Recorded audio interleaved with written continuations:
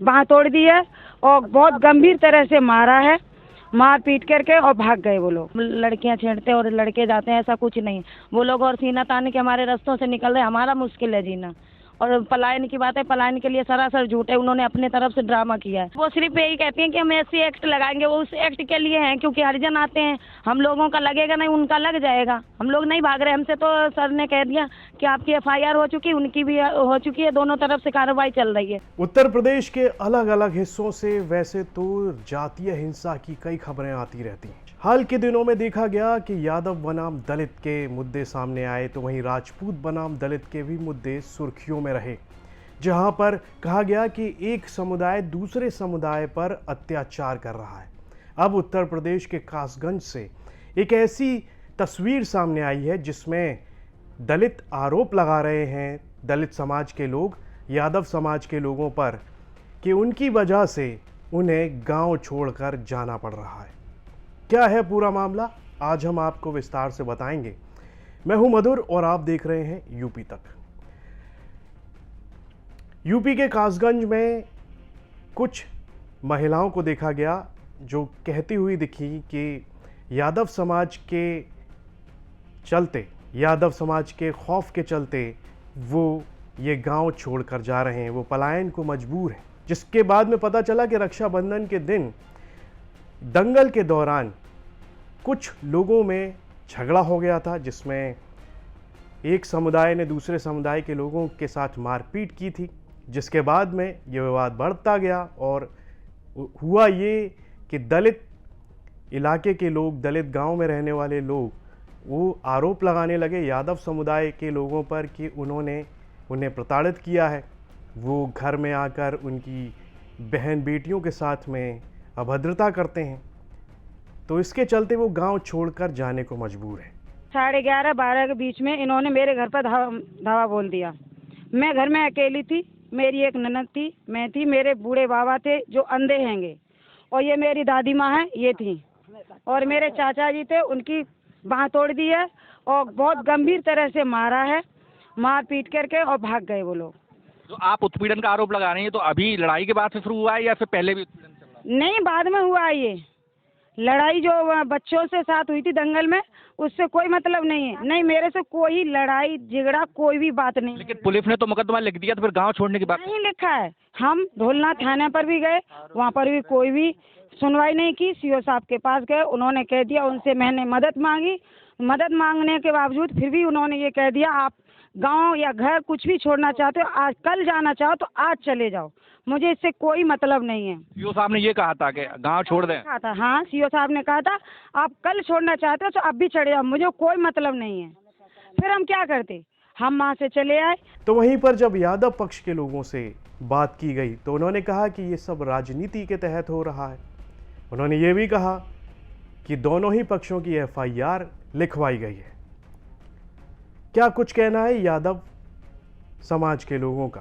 लोग बोल रहे हैं कि मतलब लड़कियां छेड़ते और लड़के जाते हैं, ऐसा कुछ नहीं। वो लोग और सीना तान के हमारे रास्तों से निकल रहे, हमारा मुश्किल है जीना। और पलायन की बात है, पलायन के लिए सरासर झूठ है, उन्होंने अपने तरफ से ड्रामा किया है। जो वीडियो वायरल हो रहा है वो झूठा है, सारा झूठा है। पुलिस हर समय, 2 पुलिस वाले सुबह शाम रात में दोनों टाइम ड्यूटी दे रहे हैं और ये सब झूठ बोल रहे हैं, कोई भी इसमें सच्चाई नहीं है। वो इसलिए कर रहे हैं, सीओ साहब भी आए, उनसे भी इन्होंने यही रिक्वेस्ट की कि मैडम ऐसे ऐसे कह रहे हैं, उन्होंने बोला आप लोग झूठ बोल रहे हो। अब बताइए, आप ही बताइए कि हम लोग कहाँ जाएं? वो लोगों ने तो वीडियो वायरल कर दिया, वो भी झूठे, हम लोग किसके पास जाए? हम किसी के पास नहीं जा सके, समझे? पलायन वाला मामला जो झूठ है, सरासर झूठ है, कोई इसमें जरा सी भी सच्चाई नहीं है। तो ये जो मामला है, आरोप लगा रहे हैं कि उत्पीड़न कर रहे हैं, लड़कियों को छेड़ते हैं, ये तो नहीं है, वो सिर्फ यही कहती हैं कि हम एससी एक्ट लगाएंगे, वो उस एक्ट के लिए हैं क्योंकि हरिजन आते हैं, हम लोगों का लगेगा नहीं, उनका लग जाएगा। हम लोग नहीं भाग रहे, हमसे तो सर ने कह दिया कि आपकी एफआईआर हो चुकी, उनकी भी हो चुकी है, दोनों तरफ से कार्रवाई चल रही है। लेकिन वो लोग जानबूझ के झूठा कर रहे हैं ताकि हमें एससी एक्ट मिल जाए। तो वहीं पर हमारे सहयोगी देवेशपाल सिंह ने पुलिस से बात की, तो पुलिस का इस पूरे मामले पर क्या कुछ कहना है वो सुन लेते हैं। कासगंज के मंडलपुर गांव में दलित और यादव समुदाय का विवाद अब सोशल मीडिया पर वायरल हो रहा है। वहां पर जो गांव के दलित समुदाय घर के पलायन करने का जो वीडियो है वो साफ देखा जा सकता है।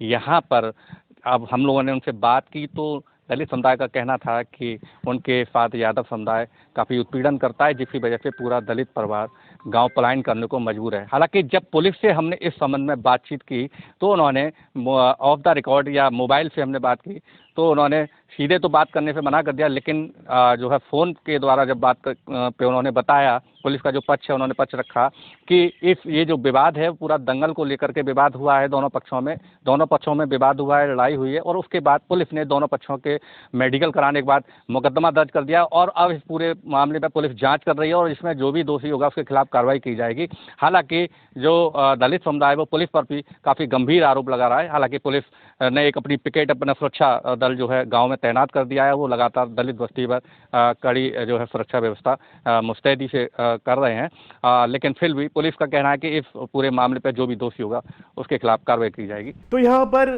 दो समुदाय हैं, दो समाज हैं, आमने सामने खड़े हुए हैं। एक और दलित हैं तो वहीं दूसरी ओर यादव समाज के लोग हैं। दलित समाज के लोग कह रहे हैं कि यादव उनके ऊपर अत्याचार कर रहे हैं, जिस वजह से वो मजबूर हैं अपना गांव छोड़ने के लिए, अपना इलाका छोड़ने के लिए। तो वहीं पर दूसरी ओर यादव समाज के लोग हैं, उनका कहना है कि ये सब राजनीति के तहत किया जा रहा है।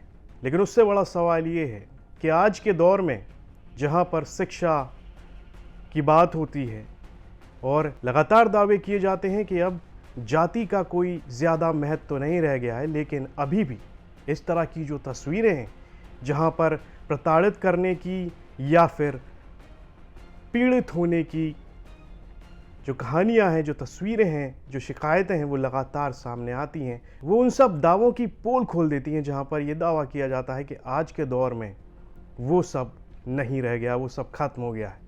लेकिन जो तस्वीरें हैं वो तो कुछ और कहती हैं। सब पर आपकी क्या राय है, कमेंट बॉक्स में लिखकर हमें ज़रूर बताएं और यूपी से जुड़ी तमाम खबरें देखने के लिए आप देखते रहिए यूपी तक।